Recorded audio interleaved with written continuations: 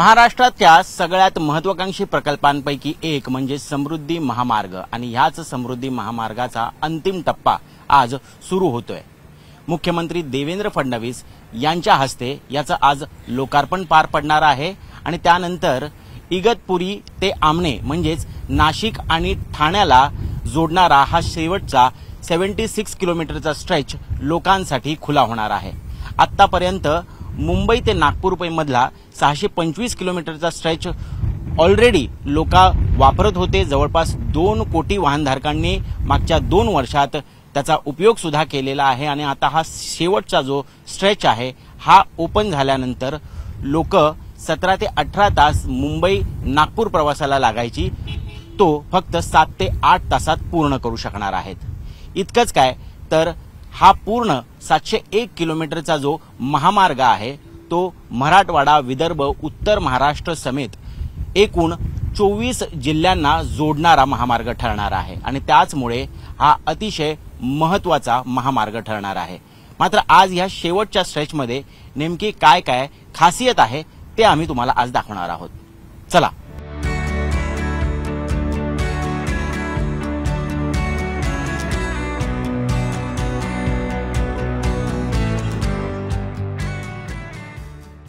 तर समृद्धी हायवेच्या अंतिम टप्प्यामध्ये सगळ्यात जास्त चर्चा जर कसली होत असेल तर ती या टनेलची, ज्या टनेलमधनं सध्या आम्ही चाललेलो आहोत।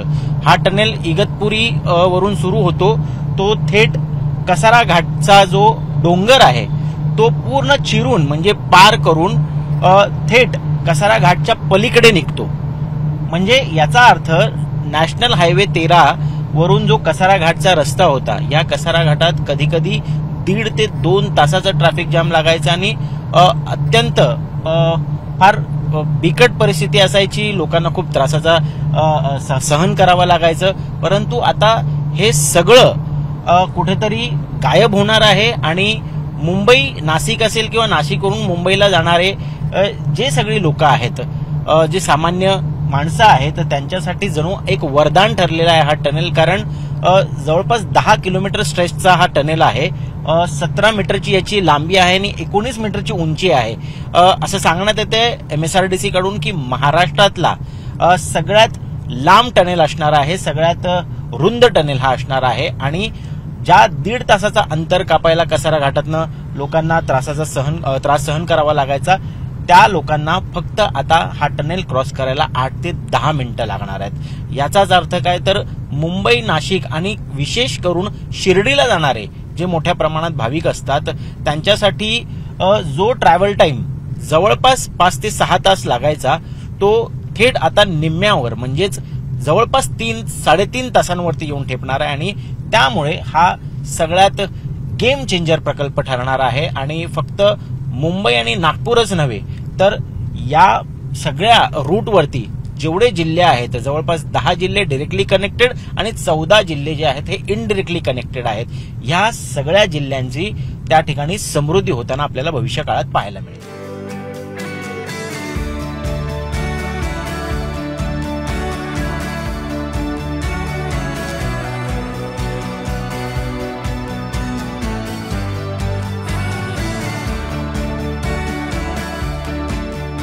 तर हा महामार्ग फक्त दळणवळण सहज आणि सोपी करण्यासाठीच नव्हे तर खऱ्या अर्थाने याच्या आसपासची गावं असतील, जे जिल्हे असतील, तिथला आर्थिक आणि सामाजिक विकास करण्यामध्ये सुद्धा महत्त्वपूर्ण भूमिका बजावताना आपल्याला पाहायला मिळतं। आपण जर नाशिक, अहमदनगर, सिन्नर, इगतपुरी हे सर्व जे आसपासचे परिसर आहेत, इथले जे शेतकरी आहेत, या शेतकऱ्यांचा जो माल सहजरित्या मुंबई आणि मेट्रोपॉलिटन रिजनमध्ये पोहोचवण्यासाठी मोठ्या प्रमाणात या महामार्गाची मदत होणार आहे आणि अतिशय सोप्या आणि तात्काळ पद्धतीने शेतकऱ्यांना त्यांचा माल जो आहे हा शहरांमध्ये पोहोचवता येणार आहे। दुसरी महत्त्वाची गोष्ट म्हणजे जवाहरलाल नेहरू पोर्ट ट्रस्ट म्हणजे JNPT सुद्धा नागपूरच्या मिहानशी जोडलं जाणार आहे। फक्त 8 तासामध्ये JNPT मधून येणारा जो कच्चा माल आहे तो मिहानपर्यंत आणि मिहानमधून JNPT आणि इतर देशभर किंवा देशाच्या बाहेर सुद्धा तो पोहोचवला जाऊ शकतो।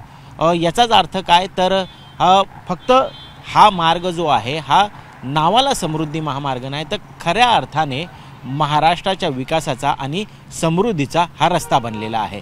कॅमेरा पर्सन महेश मोरे सोबत मी ऋत्विक भालेकर, मुंबई तक।